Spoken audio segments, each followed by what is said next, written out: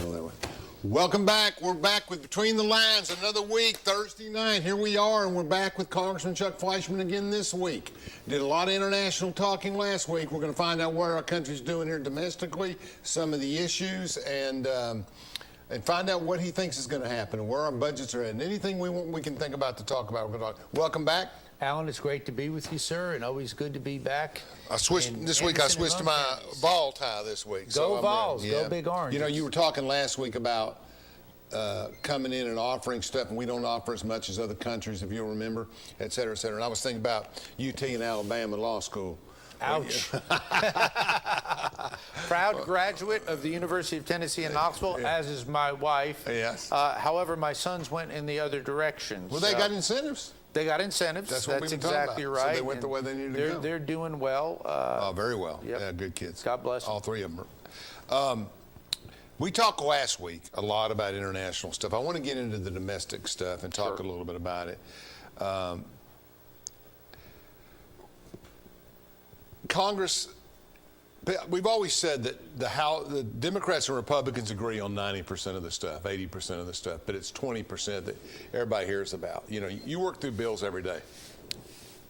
How is the relationship between the two parties at this point?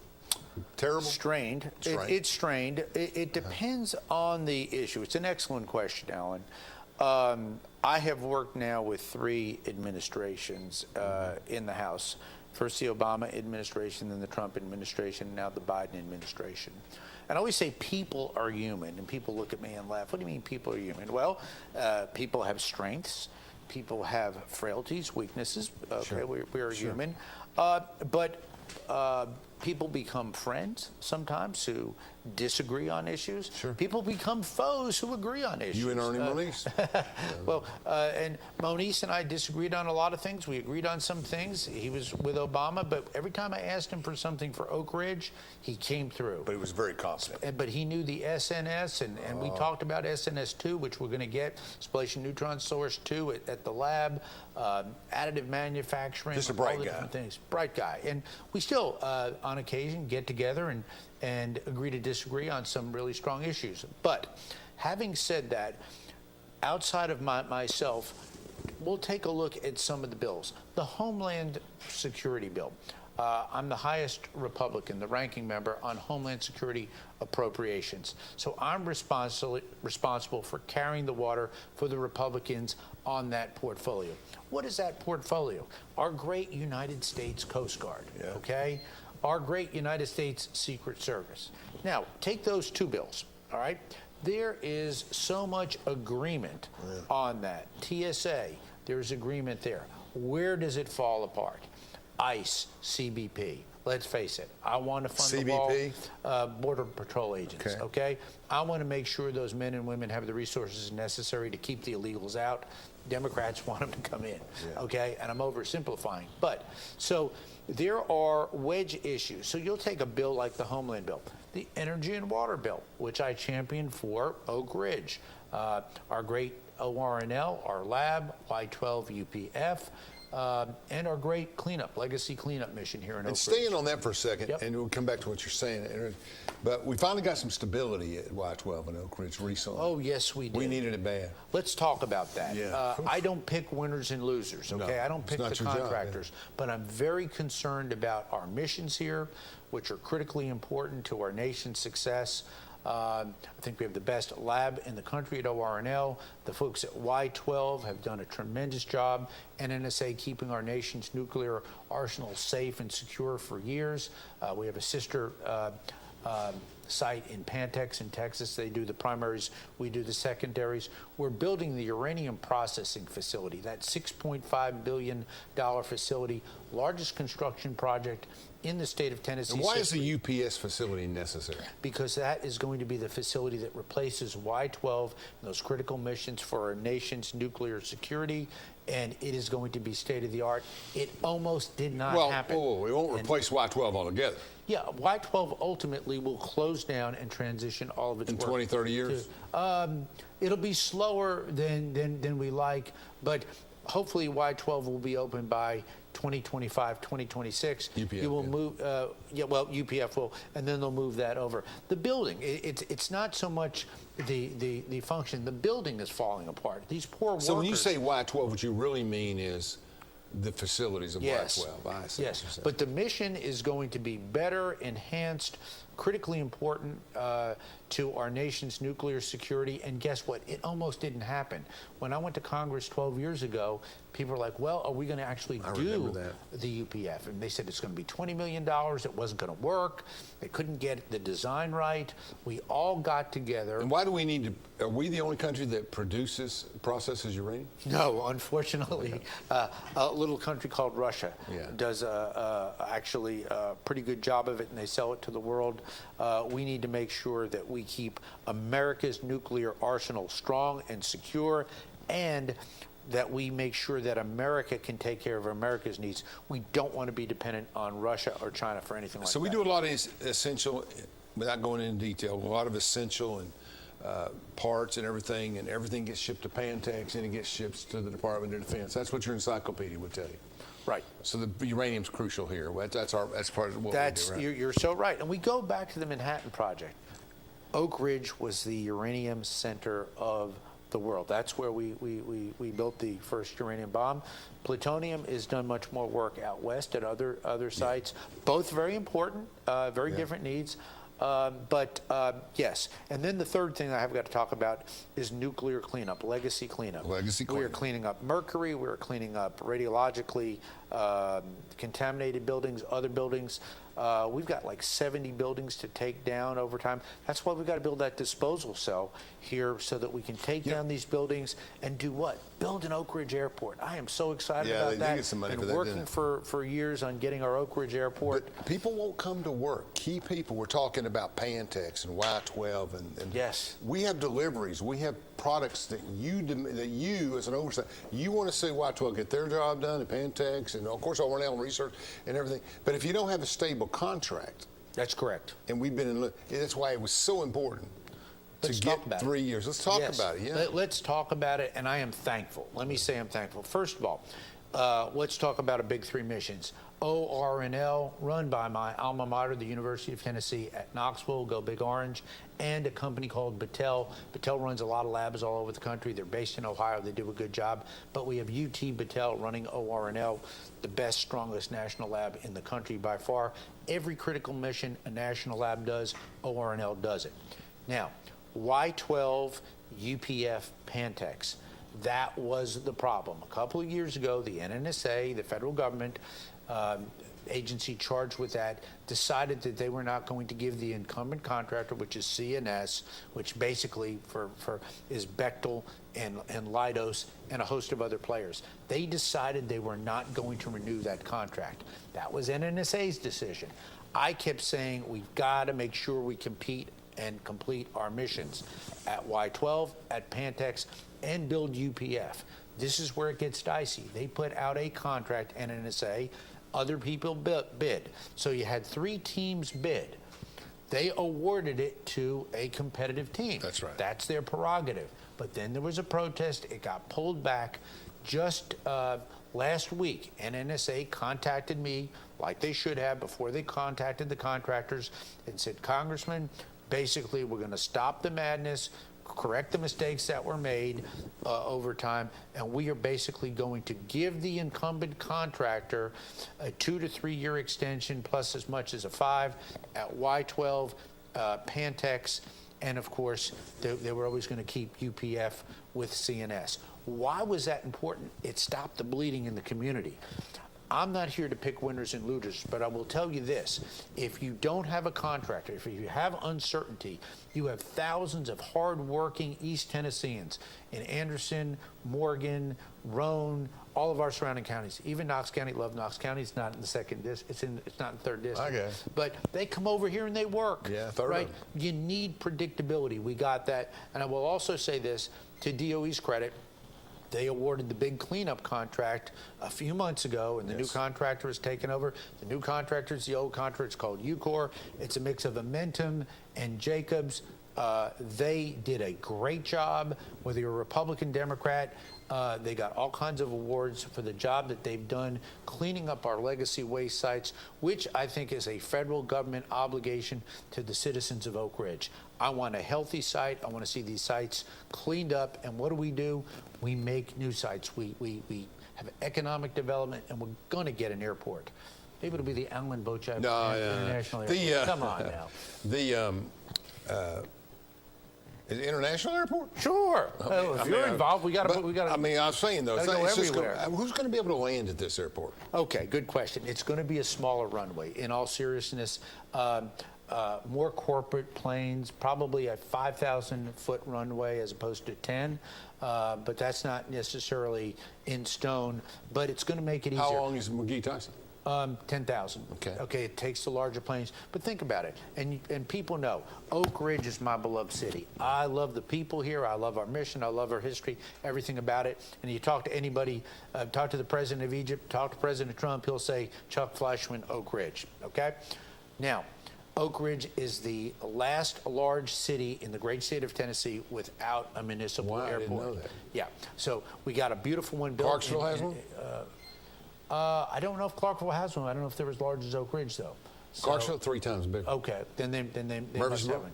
Yeah, yes, they do. Actually, MTSU is one of the best pilot programs in the country. I didn't know that. Yeah, they really Graduate of MTSU. I love MTSU. That's star basketball player. Oh, yeah. But the back only when. sport I Peach never basket. excelled in. Peach basket. Okay, Peach but I'm basket. still working on it. Yeah. So, be that as it may, we're going to get an Oak Ridge airport, smaller planes, smaller jets, but it'll make it easier for us for economic development. Corporate jets, no public transportation at all? Probably not at this point in time, but we've got to get it built. We've got the plans out there. It's going to work. A lot of great Oak Ridgers are working on that. How does that help us? Economic development, and it keeps us very viable in terms of the competition that's out there.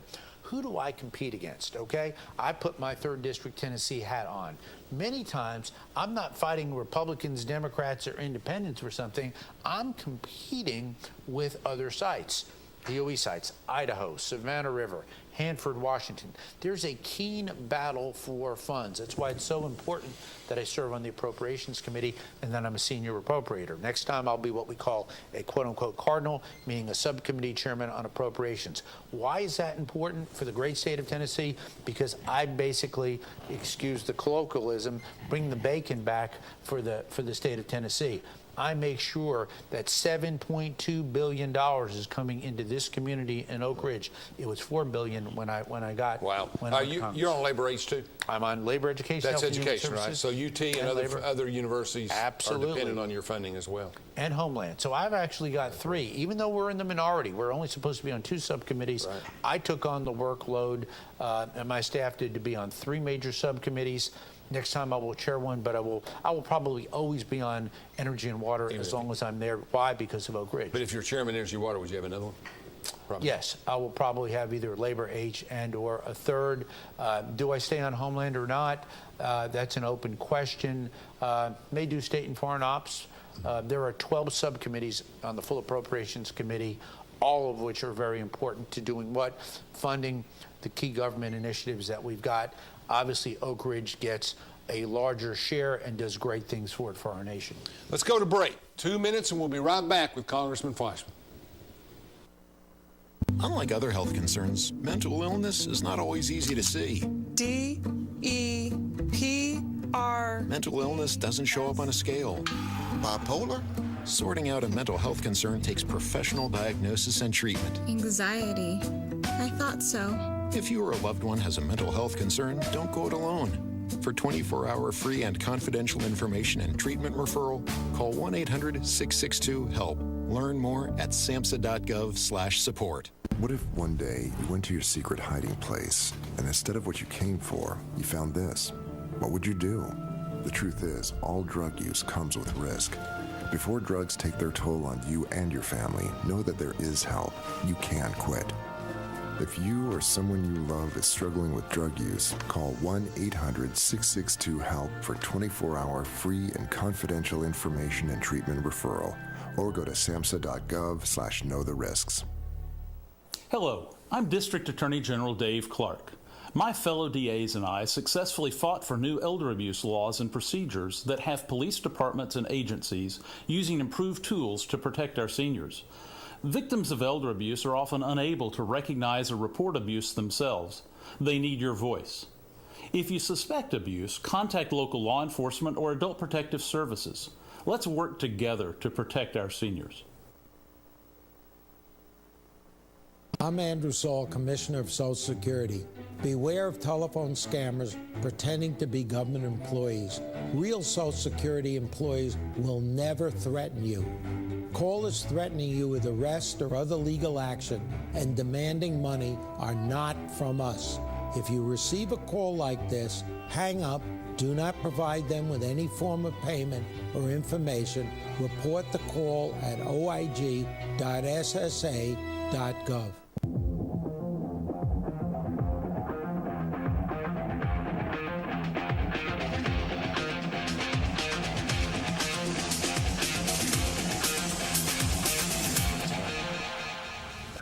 Okay, we're back, Congressman. We're talking about all things Oak Ridge and Roane County and Anderson County.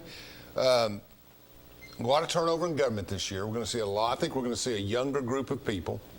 I think we've already seen the average age of our judges in Anderson County is going to go down to 46. Wow. Yeah, and we're going to see other things in Knox County. Do a lot of work in Knox County. I think it's good, and we're doing well. Tell me about our ground troops, our soldiers, our veterans. We've talked about nuclear and other type of defense mechanisms. Tell them proliferation stuff. Tell me about how are our veterans doing? I mean, how are our soldiers doing? How are our armed forces doing? Are we getting good treatment? Very well. Okay. Is that a bipartisan issue? It should be. I'm going to say yes. I'm going to try to be fair to our friends on the other side of the aisle. Republicans such as myself always want to fully fund defense. Where we get pushback from the Democrats is they want to try to go dollar for dollar with social programs. We can't afford that, okay? Right. So it's not that they're anti-defense. They want to say, well, if you want $1 for defense, we want $1 for some social program. We just can't afford. Don't we settle budgets that way every time? We do, but they're not going to get dollar for dollar. So the reality is some Democrats do support us with full funding for defense, others not so much. But our personnel are being paid better than ever. That is a good thing. Our families are being taken care of better. That's a good thing. Our armaments are incredibly good. Our technology, our military technology is very good. Take a branch like our great United States Marine Corps. They are actually transitioning, doing away with tanks. It's kind of an interesting. They've got a whole different mindset as to what it's going to take to be combat ready in this century. So yes, logistically and in terms of technology, the United States Armed Forces are by far, it's not even close, superior to China, Russia, or any other armed forces in the world. And I will say this is what the military leaders tell me. The key is not only our great people and our great technology, but the logistics, the ability to get from one place to another. Our commanders tell me you've got to get there firstest with the mostest to win. Apparently nobody can match that. Firstest, that's yes. a new word, isn't it? Yes, okay. Indeed. Got to get there first. All right, so you feel good about the military and where it's going. How about our retired veterans and our disabled veterans, and where's that at now? So proud. In my time in Congress, and this is my 12th year, I've been privileged to open up 4 clinics. One in Roane County, one in Campbell County, one in McMinn County, all of which have done a great job. Recently, we opened up one in Hamilton County, and they call it a clinic, but it is like a quasi-hospital. It is incredible. So I can look my constituents in the eye, whether it's on Memorial Day, Veteran Day, Reach Across America, and say to our veterans, now you are getting the best care available. It is incredible. In 12 short years, we have gone from a situation where we routinely... Everybody went to Johnson City, right? Went to Johnson City or over to Murfreesboro and then had complaints and problems and gaps. Now it is just so good. Now, one of my concerns is mental health. We've seen a lot of veterans have mental health issues, and what that has translated into not only mental health but active duty, too many suicides. And we want to make sure that we engage in proper suicide prevention. There was a time, I was told, when a veteran would pick up the line on a suicide call and get an answering machine. That doesn't happen anymore. You're going to get a live person, you get somebody who will help. So we want to make sure that those who have served us so well in whatever branch, our dear veterans, get the best care that they deserve, and we are. Gasoline. Ouch. What do you got to say about gasoline? It's going to go up this summer, don't you think? It's sad. The United States has petroleum reserves that dwarf the size of the Saudi oil fields. We have reserves in West Texas, in the Arctic, all over, where we could... Define reserves for our folks at home. Yeah. When I was growing up, Alan, we had the even, odd gas things. All the big cars went away. I was born in '62, but in the '70s, when the oil crisis hit, we were taught in public school that there was going to be a last barrel of oil out there in the world in my lifetime. They could not have been more wrong. Reserves are basically petroleum that is in the ground that is yet to be extracted. Okay. West Texas, we have found reserves within the past decade that dwarf the size of the Saudi oil fields. Right. We have abundant fossil fuels, natural gas, petroleum in the world, but especially in the United States. The Biden administration, whether it was with the Keystone Pipeline or even just a couple weeks ago, canceling oil leases on federal lands that can be done very benignly, safely, and the like. Are these reserves in Texas? Are they on federal land? Some are, but Texas is just wide open land. It's a basin that they've discovered. So most of it is not on federal land, but the point is it's there, it's in the ground. Whether it's natural gas or oil, we should be able to go out. But at $1.12 a barrel, you might have some incentives to drill. That's right, if the federal government would let them do this. What the Biden administration did with our economy, because they don't value free enterprise capitalism, which I love, I cherish. I'm a business person, okay? I like capitalism and the free enterprise system. I'm a product of that, thank God. I had my own business, was successful, worked hard. I believe in entrepreneurs and the American entrepreneur and the American capitalist system. But the Biden administration does not. Plain and simple. All they're worried about is equity, equality, and this and that. Well, what they've done is they've thwarted energy development, they've thwarted economic goals and gains, and what happens? You get a crisis, whether it's international with Russia and supply chain or oil or something like that, and they expose their Achilles heel. It has hurt this country. So what we need to do... Isn't it political suicide, as you said? Isn't it political suicide, or at least terribly detrimental to the Democratic Party not to drill oil? Yes. I tell people all the time, let's take some of the big issues of today. You go by, and I won't go into them all right now, but let's just say the Supreme Court rules and other things. All of these things people have opinions on, strong opinions, but it only touches them once in a lifetime or twice in a lifetime. You go to the gas pumps every week. Go to the gas pumps, go to the supermarket, and see this, and see empty shelves. Yes, it is clearly, I don't understand where Biden, Pelosi, and Schumer are coming from, because every time they come up with something that is detrimental to either energy production or supply chain, whether baby formula, you name it, every time they do that, the border, and they're faced with this crisis, they double down on their bad policies. It's amazing. It's almost like, well, they're going to continue to appease their radical left-wing base, right, which is such a small minority of the American electorate. And where are they losing? They're losing with Republicans, clearly. They're upside down with Democrats. They're upside down with Latinos. They're losing African-American and Asian voters. The only people they're placating is their radical left-wing base, and they're going to get clobbered in the midterm elections, and they deserve to get beaten because they are hurting this country. They're hurting the people of this country. I mean, yep. I mean, you're talking 20-30% increase in most stuff. I mean, just being having some interest in the mail business and some other things. Paper's gone up. Yes. Ink's up. Everything's up. And there's no reason for it. There's no reason for it. We have abundance in this country, other than, again, they've almost stuck to this rigid, dogmatic version in the Democratic Party of what they believe is right: big government, high regulations, high taxes. I hate to say it, bureaucratic authoritarianism, and basically hurting this country, and they won't break from it. And the only way we're going to break them from it is at the ballot box. And when we get that, and we get our economic freedoms back again, I miss the Trump era. I miss the low unemployment, the great economic gains, the international respect we had as a nation. And let's hope we can get that back. Does he run again? I think so. Now, Yeah, 50-50. I know him very well. I had dinner with him A couple months ago. a couple weeks ago, and Brenda and I had a one-on-one talk with That's him, correct. and it was wonderful. He's such a good man. A friend of ours, who you would know, fell and got very badly hurt in a bathroom, and I told President Trump about that.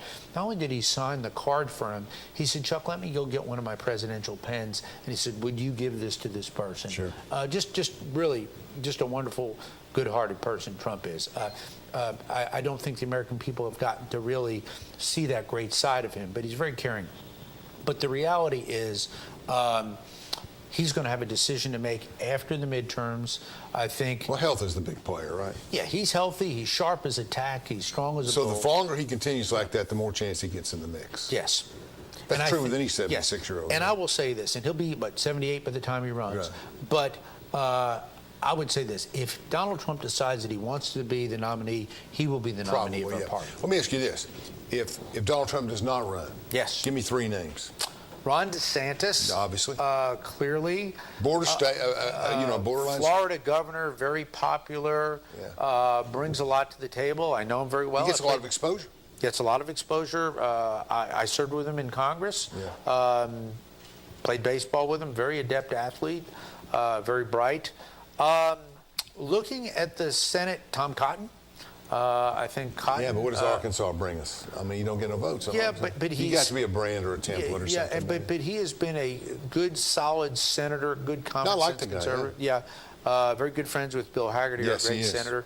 That's my pick. Yeah, you like Haggerty. I like Haggerty for president. You know, Haggerty has legs. He's He really does. good. He's Smart. articulate, He's smart. genuine. He's sensitive to people. Yeah. He likes people. Doesn't fight too much. Yes. He just tries to do the right thing. And Very smart. Very smart. Fluent in Japanese, well-versed in foreign and domestic policies. I knew he was going to be a great senator. He is a super great senator. Oh, yeah. Yep. No question about it. He's maintained a lot of our conservative values in Tennessee. At the same time, bringing, kind of like you, bringing a major work ethic.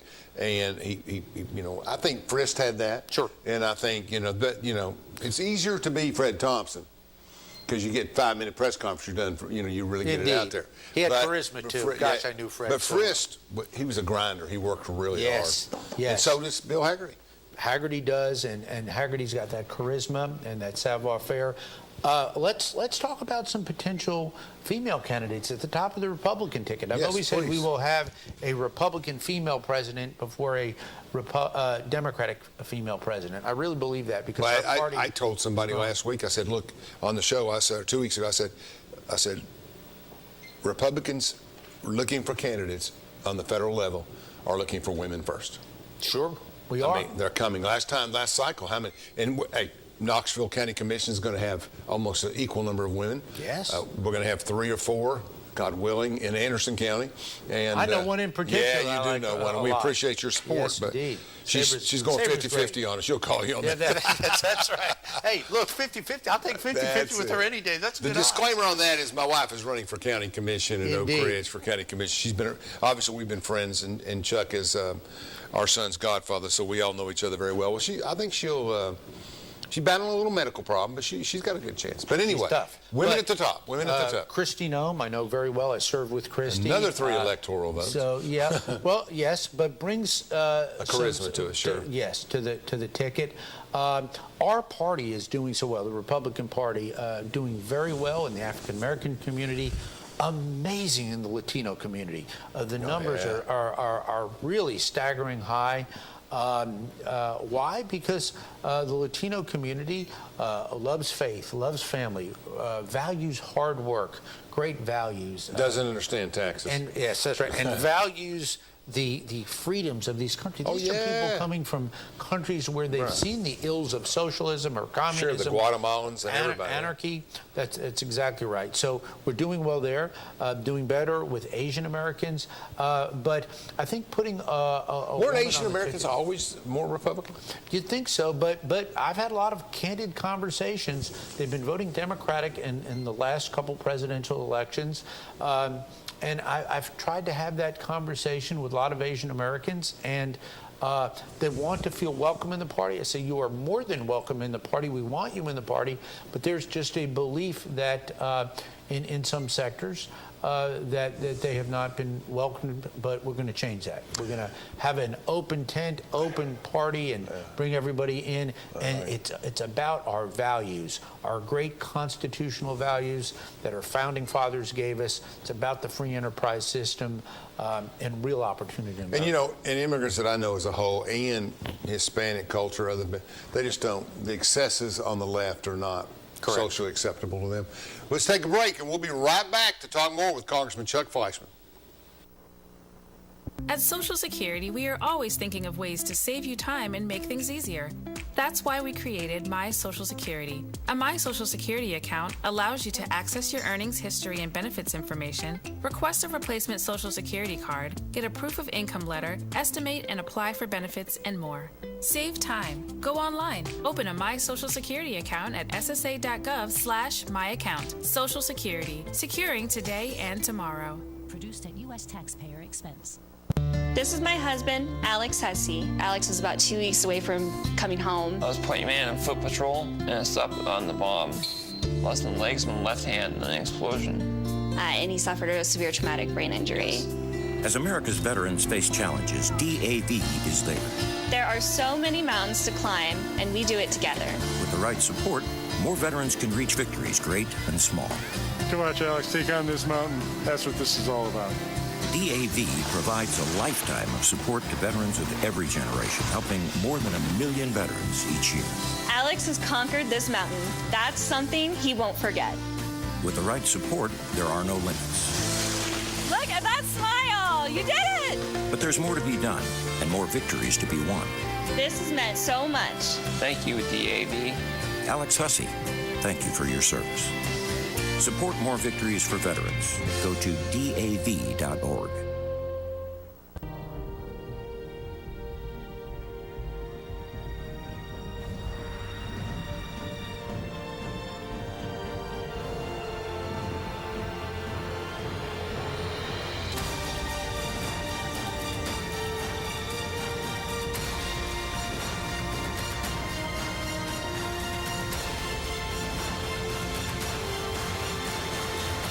Always ready, always there. Visit NationalGuard.com to find out more.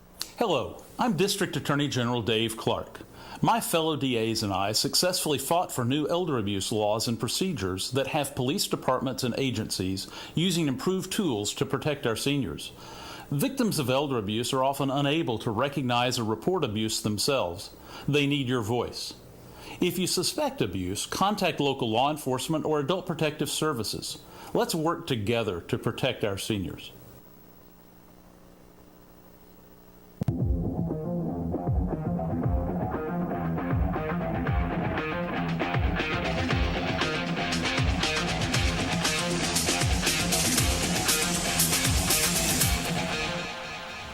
Welcome back to Between the Lines. This Thursday night, we're talking to Congressman Chuck Fleischmann about all things America. We're talking about domestic and other things that we're going to talk a little bit more about. Got about 15 minutes left, so let's see what we can get done. How are things in Chattanooga? Things in Chattanooga and Hamilton County are going very well.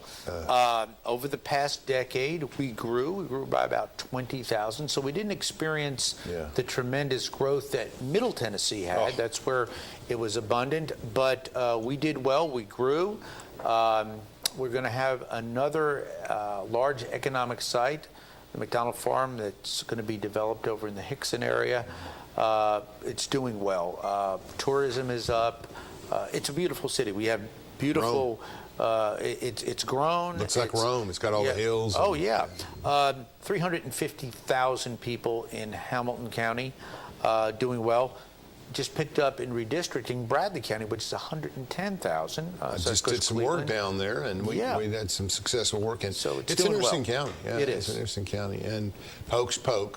Polk has potential. It's landlocked. Tourist. Yes, between North Carolina, Bradley, and Hamilton there, and it's a poorer, more rural county, but that will open up eventually when we get Carter K over there, the road that will go from Bradley County over into North Carolina.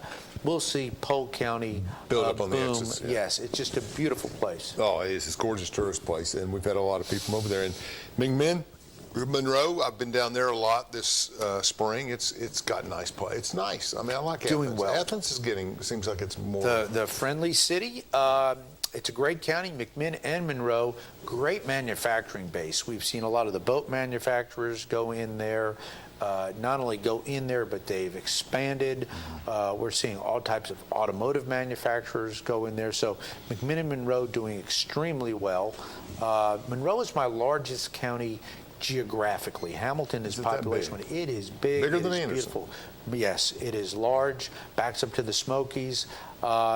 Just have some wonderful municipalities in there. Madisonville is there, obviously. Well, tell our folks, our 24,000 watchers in Roane County, that are potential watchers. Tell us, how's your experience as Roane County going? You represent Roane County. Roane is great, and Roane is one of those places where it's got the best of both worlds. About half the city of Oak Ridge sits in Roane County. When I talk to people, 10%. Yeah, and the lab is there. So you've got. That's right. You're talking geography. Yeah. I got you. So we've got Anderson and Roane counties where Oak Ridge is, but then you break apart and you say, well, you've got Kingston, you've got Harriman, you've got help me. Rockwood. Love Rockwood. All these beautiful Oliver Springs. South of the river. You know, and Oliver Springs is great. It's in 3 counties. It's in Roane, it's in Anderson, and in Morgan. Right. I tell people that. So great district. Historical little city. Yes, but Roane County is beautiful. It's got that area on the water down there in Kingston. I go there every 4th of July. Yeah. I'll be there this 4th of July. Great people. I mean, Harriman's got such great character over the years, just really good families and the like. Again, Rockwood as well. So it's doing well. Very warm. A lot of rural areas. Yes, very warm. Midtown. Midtown, which is in between Harriman and Rockwood. And you got the Oak Ridge part of Roane County, which is a single precinct actually, is up to 4,000 or 4,500 people because so much growth out in that area. Oak Ridge's growth is to the west, and that's in Roane County. That is fantastic. So we're getting more Roane County residents through growth and other things of both Oak Ridge and Roane County. I mean, Roane County, Oak Ridge. Your north got torn up into a million pieces. You got half of Scott, half of Scott, half of Kimball, all of Morgan. We kept all of Morgan County. And I know a lot of great people in Morgan County. I like Morgan County. Come down here and work, and we got applause from them. Brad clapping. I heard that clap, absolutely. Morgan's great. Just was up there recently visiting. Great county. It's growing. We've been able to get them some really good grant money over the years and economic development. But whether it's Campbell, Scott, or Morgan, a lot of folks there come down here and work the great jobs at Oak Ridge. Yeah. I mean, all over cleanup, lab, 6,000. Y12. Yeah. So very important. That's why that $7.2 billion of federal investment that we have in the Oak Ridge Reservation is so important. That impact is about $50 billion if you look at it in terms of the entire area. Tell everybody here, are we going to have a convention in Milwaukee? No. Or we're going to have a convention in Nashville? I'm putting my chips on the table. We are going to have this is an opinion, not a fact, the Republican National Convention in Nashville. It is down to Nashville and Milwaukee. I think we'll choose Nashville. It will be great for our state. It will be great for our party. I think it's time we have a national convention. I don't know a lot about, you know me, I've lived and traveled all over the country for 40 years, but I don't know a lot about Milwaukee. And I don't know the land layout of it and all. My gut feeling would be Milwaukee's more valuable. I'm hoping for Nashville. But the Wisconsin votes are just huge. Wisconsin is a key swing state. Yep. Went for Trump the first time. I think they went for Trump the second time, but some people would disagree with me in the electoral count, but that's another story for another day. But be that as it may, it will be a swing state. And Tennessee will not. Tennessee is solid red. So that's why there's some smart money on Wisconsin. Will be welcome. Republicans will be welcomed in Tennessee. Yeah, we'll have a very positive experience here. No big city protests. It'll be not great. many, not many. That's exactly right. And stuff like that, et cetera, et cetera. So, education. Yes. How do you think we're doing nationally? I mean, Tennessee's been up. COVID was such a mess. We're going to talk about COVID in a minute, but we need to do better, and we need to do better. And I'm going to say this: I'm an LAS political science history subjective thinker. We know that, and you are as well. We've had several great talks over the years about political philosophy and ethos and the like. Very important. I think we need thinkers. We need some engineers. We need technical education. Yep. TCAT does a very good job, but what we need to do is when we get a young man or a young lady with a skill set that is totally different from mine, they can build something, they can fix something, they can put something together. Which we cannot do. Which we cannot do. That's okay, right. Alan and I can sit here and argue about how many angels can sit on the head of a pin. But not. But good luck putting a bicycle together, right? That's exactly right. We can't do that. Those people who do that are valuable. We need to go in there, train that. We need workforce development. It's one of the few areas that the Secretary of Labor, former Mayor of Boston, and I actually agree, okay? He came by the office the other day. We had a good visit, and I usually used to say, you know, when I have an argument with somebody, it's Yankees and Mets. Okay, well, he's Red Sox. So I'll even take, I know you are, so I'll take Mets versus Red Sox. What are we going to do? But he and I disagree on a lot, but we do agree that we need to develop our American workforce, and we've got to do that through education. Get these young men and women in high school and say, what is your skill? Is it carpentry? Is it metal work? Is it engine work? Is it body work with a car? Go in and build that skill up. 98% job placement. And let's keep them drug-free. Please, let's keep them drug-free. The plants here locally, especially Y12 and others, they've just got openings every day. And COVID's responsible for a lot of that. I mean, I can't get the lobby at the local McDonald's open. They never have enough workers. There you go. 12, 13, 14 an hour, they won't work. So we need to do a better job. It's where you put your resources, and I think we need to do that in technical education. I agree. I think technical education, especially in the production state like Tennessee. Yes. I mean, we don't approach things like Massachusetts. Indeed. We're different here. I just think you get into, I don't know what it takes to run an oil field, but that would be something. Can you imagine being some kind of petroleum technician or something? That's got to pay well. You'd be golden. And for what it's worth, there is some petroleum in the 3rd District of Tennessee. I was up in Morgan County the other day, and I saw the oil derricks working, so that's good. Tennessee does have some oil in Morgan County. I didn't know that. Isn't that great? Got a lot of natural gas, I lived in Pittsburgh for 12 years. I used to drive through Pennsylvania a lot, and there were always, boom, shipping. Everybody, every little thing was doing this, right? I don't see it anymore. I don't see the drilling anymore. No more. Not none, but I don't see it anymore, but I know it's out there somewhere. It's got to be. So that's the question. All right. So we've talked about all of that. Marsha Blackburn comes up in 2 years. Yes. Senator. Should run unopposed and should win easily. Or some a Class C type person without the research and get back in, you think? Of course, you know what it is at our ages. You're 10 years younger, but at our ages, it's every year is different. You know, you just hope you are healthy enough to get through it. I mean, I'm 59. I'll be 60 in October. Thank God I'm in good health. I play competitive sports. I play baseball every day in Congress. When I'm up there out at the field, I run. Yeah. But you're right. God willing, good health. There's no substitute for good health. And I've always been healthy, thank God. But I see people my age and younger having serious physical issues, and it does affect their entire ability to work, to play, and to live. So there aren't many smokers left, at least I don't see many. Nope. But I don't smoke. I don't drink. No. So I don't smoke. So there you go. There you go. There you go. We have fun with it. We do everything. My father said do everything in moderation. Moderation. I've always heard a lot about it, moderation. Moderation is but where I've never been a creature of moderation, even Have in you not? politics. No. And that's the problem. If I like something, I like it too much. Desserts. So, You like desserts. I desserts. like sweets. That's right. I have a sweet tooth.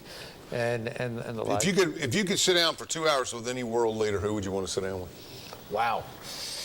You seem like a Trudeau guy.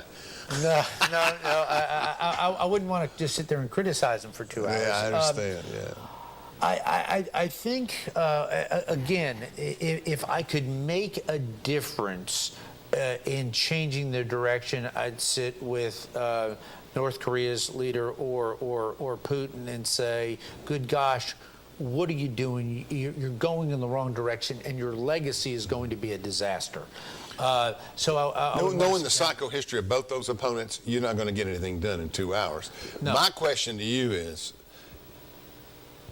who would you like just to talk to? Like just sit down. All we're going to do is talk about life. We'll have a subjective. Who in all the people you've met, all the people you've talked to for 10 minutes, or whatever. Who do you want to go, have lunch with? Who do you want to sit down and they just? Well, I've kind of done that with Donald Trump. Take Donald out of the mix.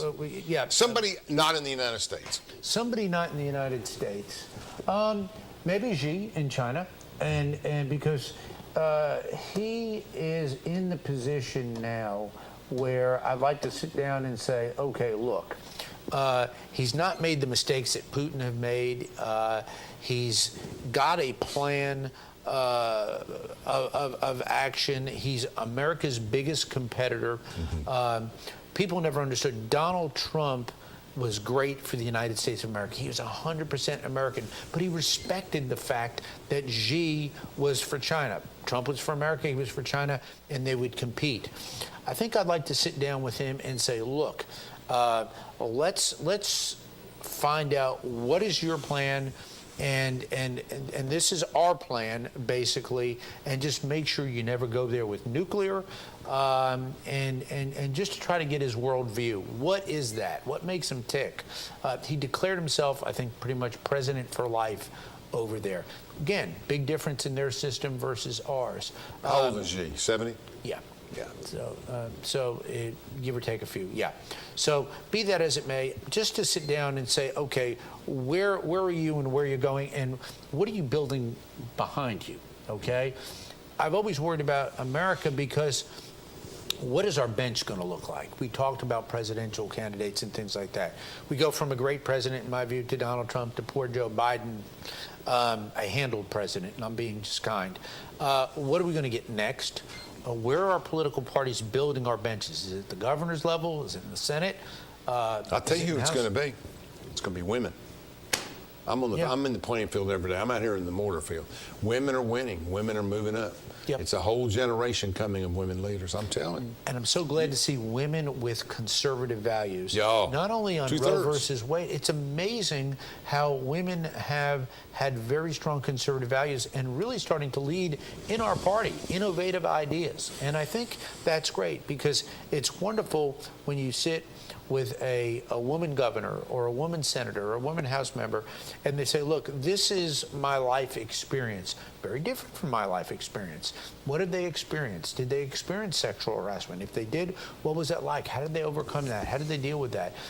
We learned from that and that great interaction. But you're right, women are doing extremely well. I was and continue to be a great big fan of Diane Black. I just think she was a great woman leader, and I think there's been several in that sense across. Good friend, wonderful lady, and it goes to the age-old issue in politics: timing. Right time, right place, wrong time, wrong place. That's right. I had that issue. I ran at a time where there was somebody who was going to run and who did run, and they said, no one will beat her, so we won't run. And we just said, hey, we'll take a shot, and we won. We were very fortunate. If you look, there's a lot of people that sat back and said, gosh, we should have gotten into that race. It's timing, it's looking there. And the courage to move forward. Yes. If Diane Black doesn't run, Randy Boyd's the governor. If Randy Boyd doesn't run, Diane Black's the governor. But the way it ran is Bill Lee was in the right place at the right time. And Bill Lee has done a fantastic job. He really has. He's a good listener. Tremendous respect for the gentleman and his abilities as governor and his success as governor. Yeah. I think so. I think probably the right person in COVID. I mean, he was a listener. He spoke every week. He reached out. He was solicitous of help. He took help. He led. give him an A+ for that. Yeah, I think so too. Favorite person in history? Wow. Well, Jesus. I mean, got to be. Trump and Jesus. Okay. Again, that's the two responses I've gotten out of them, folks. Well, Okay. it's got to be. Jesus was going to be busy. Yeah. So you're going to have to pick somebody else. Okay. And you can talk to Jesus right now, by the way. That's exactly. I do every day. Yeah, okay. There you go. Right. Let's see. American history, it's got to be George Washington. Really? Yeah. Interesting. Why? Because every time he was faced with a situation where he could step up and take the easy way out, he did not. In his early career, he got shot through the hat once. I didn't know and that. Yeah, and it didn't hit him, thank goodness. When he was a soldier? Yes, when he was a soldier. Really a man of destiny. Led the Continental Congress, Valley Forge, very difficult circumstances, and then became our first president. Didn't want a king when everybody wanted to lionize him and make him something of what royalty, American royalty. He said, no, I'm going after 2 terms. Just did a great job, built our republic well, really the father of our country. Other people, no question, Winston Churchill during World War II. He's an interesting guy. Interesting guy, half American, tough guy, but think about that. This is how democracies work. Here he is, brings England through everything, the Blitz in World War II, and at the end of World War II, he loses his seat.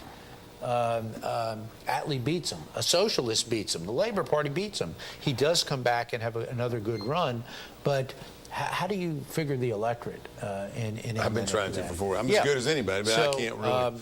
Everybody's different. Other It's leaders, different now with social media. Everybody, you make a mistake in Montana, I know about it in 15 seconds. That's exactly right. Very different world. Caesar Augustus, okay? I always tease my good friend Alan here. Prima inter pares, that's what we call him, first among equals. That's what they called Octavian. He followed Julius Caesar, critically important Roman emperor in history, really the first Roman emperor because Caesar got killed. Big history, figure in history. So some of these people loom large. I don't like the villains in history. You don't like the villains? Because you had people with tremendous skill, ability, and they used those talents in the wrong direction and hurt the world. Yeah, some of them hurt it really bad. Yep. And we get lost with the, European Western type of leaders. We know, of course, Adolf Hitler being on the top of the villain list and others, but there's equal villains in the East that we never even. But I tell people all the time, say, oh, the world. Stalin. Huh? Stalin. Yeah. And it was amazing. I was driving around, literally, in the country of Georgia. Stalin was a Georgian by birth, became the Russian dictator. Every bit as difficult and evil and devastating as Hitler, and severely mentally ill. But we're driving around. Was he in mentally Georgia. ill? Yes.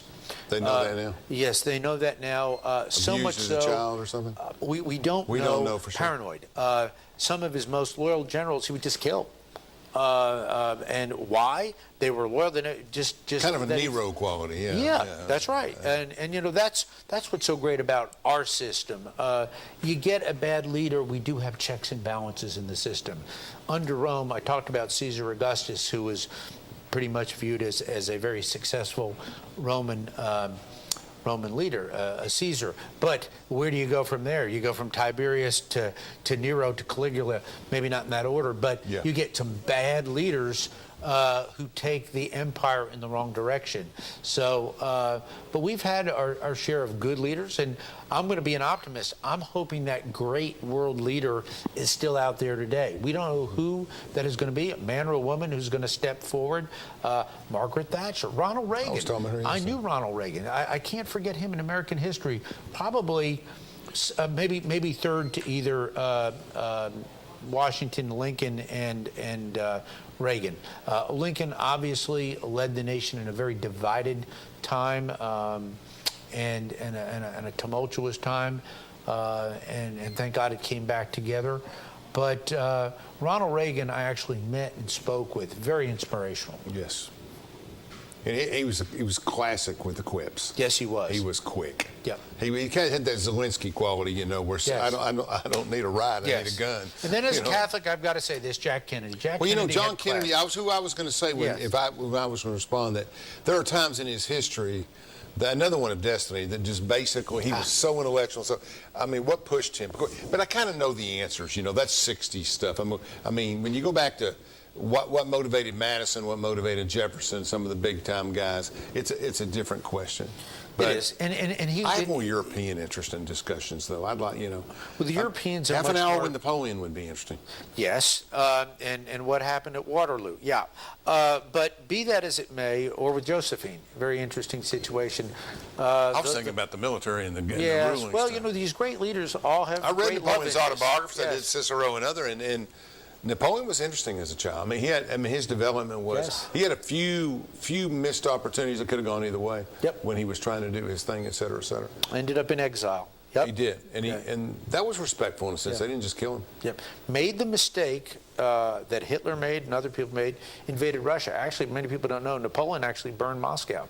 Mm-hmm. But it was... it's a big chunk of country. You're going to go in there, you better have some help. That's it. And as hostile as I am right now towards Putin and the Russians, that whole ethos, they have been invaded, and that is just baked into their... You were talking at one point in time about Putin and his frailties. That's right. They've got that they're on defense all the time. They really are. They've always been, sadly, a backward country in many ways. And does that go back to the Peter the Greats and some of those other people? Or what do you think? I think that just goes back to, and the way that they were built. I mean, they surrendered in World War I. They lost in World War I.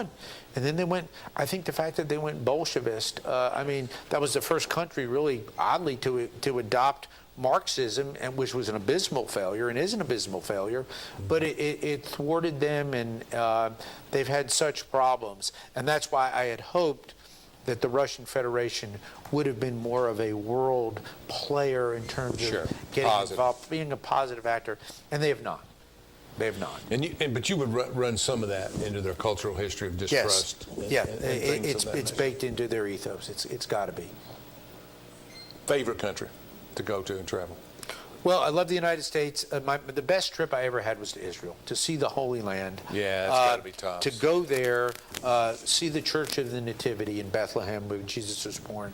To go to the Church of the Holy Sepulchre, where Jesus was crucified and raised. That was incredible. The Mount of Olives. To see the old city where Christians, Jews, and Muslims actually coexist and work together. Mm-hmm. To meet with Prime Minister Netanyahu then and talk to members of the Knesset. You have a broad support. Latter-day Saints, Baptists, Church of Christ. Your biggest support comes from some of the most fundamentalist churches. You have a good dialogue with everybody. I do. I love people, and I'm flexible in that I can sit down and talk with just about anybody. I've always said, look at my background. Ethnically, religiously, socially, economically, I'm not better than anybody. Okay, no. So it's like if somebody's talking about picking the guy that's last, it's me. You didn't have a silver spoon, did you? No silver spoon, and you know, I'm mixed breed. My goodness, but. So that has put me in a position where I think I've been very tolerant and open to dealing with people, whether in the majority or the minority. Great relationship with the African American community. Yeah. I would not be the lawyer I am today if it was not for the African American community in Chattanooga, that when I was starving, basically embraced me and said, hey, you've got potential as a lawyer. We think you're going to be a great lawyer. Yes. 10 and 20 years later, I was representing very affluent Chattanoogans because they all wanted to hire me. But it was the African American community that basically said at first, we want him to be our lawyer. When you were elected for 9 straight years until COVID and other issues, you never missed a Martin Luther King Day. You were the only Republican in Chattanooga. You would march every time. Civil rights important, and this part of the world. We talk about the great efforts of the Clinton 12, but remember, Oak Ridge was the first city to desegregate in the South. Its schools, a source of great pride, and something I talk about all the time in Washington, D.C. Oak Ridge has been ahead of the curve in so many different ways. Oh, yeah, no question. And I think that comes from being a melting pot. Yes. You know, in 45, we're a field of grass. and then everybody comes in from all over the country for this massive federal project. Yes. So you've got people from every state in the country. It was just a collage. Look at St. Mary's. Isn't that a beautiful place? Oh, I love St. Mary's. I love St. Mary's. Good luck. By the way, good. I only got 30 seconds. Good luck to you in your elections this year. I don't think you're going to have a lot of problems, but who knows? Either did Eric Cantor. That's exactly. I mean, you got to work. We work hard every day. We reach out. People say you're being political. No, I'm being official. People will take care of that at the ballot box. I believe that the people will make the right decisions at the ballot box. Thank God for 6 terms they've done that. 12 years. Let's hope we get. You're also a congressman who's been happy being a congressman. Love it. You're not being an advocate to be something else or whatever. We appreciate you coming on. You come on every 6 months. We deeply appreciate you updating us. I think things are going to start getting better. Hope and pray. Thanks so much. Thank you guys for coming, watching tonight. We appreciate you. Good night.